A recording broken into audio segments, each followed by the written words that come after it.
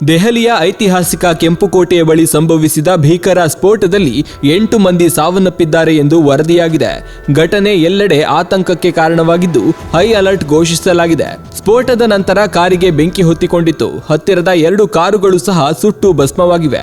ಪೊಲೀಸರು ಮತ್ತು ಅಗ್ನಿಶಾಮಕ ದಳದ ತಂಡಗಳು ಸ್ಥಳಕ್ಕೆ ಆಗಮಿಸಿವೆ.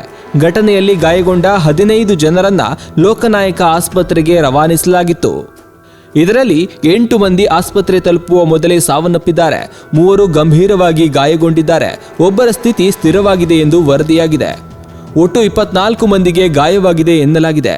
ಸಾವಿನ ಸಂಖ್ಯೆ ಹೆಚ್ಚಾಗುವ ಸಾಧ್ಯತೆ ಇದೆ. ಕೆಂಪುಕೋಟೆ ಮೆಟ್ರೋ ನಿಲ್ದಾಣದ ಗೇಟ್ ಸಂಖ್ಯೆ 1 ಬಳಿ ಕಾರಿನಲ್ಲಿ ಸ್ಫೋಟ ಸಂಭವಿಸಿದೆ ಎಂದು ಕರೆ ಬಂದಿದ್ದು, ನಂತರ 3 ರಿಂದ 4 ವಾಹನಗಳು ಬೆಂಕಿಗೆ ಆಹುತಿಯಾಗಿ ಹಾನಿಯಾಗಿದೆ ಎಂದು ದೆಹಲಿ ಅಗ್ನಿಶಾಮಕ ಇಲಾಖೆ ಮಾಹಿತಿ ನೀಡಿದೆ. ಘಟನೆ ನಡೆದ ಸ್ಥಳವನ್ನ ಪೊಲೀಸರು ಸುತ್ತುವರೆದಿದ್ದಾರೆ. ವಿಧಿವಿಜ್ಞಾನ ತಜ್ಞರು ಸ್ಫೋಟದ ಕಾರಣವನ್ನ ತಿಳಿದುಕೊಳ್ಳಲು ತನಿಖೆಯನ್ನ ಆರಂಭಿಸಿದ್ದಾರೆ. ಲಾಲ್ ಕಿಲಾ ಎಂದು ಕರೆಯಲ್ಪಡುವ ಕೆಂಪುಕೋಟೆಯು ಜನದಟ್ಟಣೆಯಿಂದ ಕೂಡಿದ ಹಳೆಯ ದೆಹಲಿ ಪ್ರದೇಶದಲ್ಲಿದೆ. ಇದು ದೆಹಲಿಯ ಅತ್ಯಂತ ಜನಪ್ರಿಯ ಪ್ರವಾಸಿ ತಾಣಗಳಲ್ಲಿ ಒಂದಾಗಿದೆ. ದೇಶದ ಹಲವೆಡೆ ಕಳೆದ 2-3 ದಿನಗಳಿಂದ ಉಗ್ರರನ್ನ ಬಂಧಿಸಿದ ಘಟನೆ ನಡೆಯುತ್ತಿದ್ದಂತೆ ಅತ್ಯಂತ ಆಯಕಟ್ಟಿನ ಸ್ಥಳವಾದ ಕೆಂಪುಕೋಟೆಯ ಬಳಿ ಸ್ಫೋಟ ನಡೆದಿರುವುದು ಆತಂಕಕ್ಕೆ ಕಾರಣವಾಗಿದೆ.